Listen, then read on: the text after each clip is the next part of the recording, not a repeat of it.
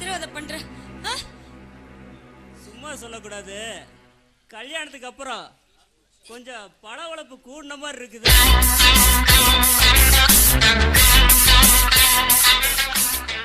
பேர்தான் கல்யாண பொறுப்புங்கிறதா?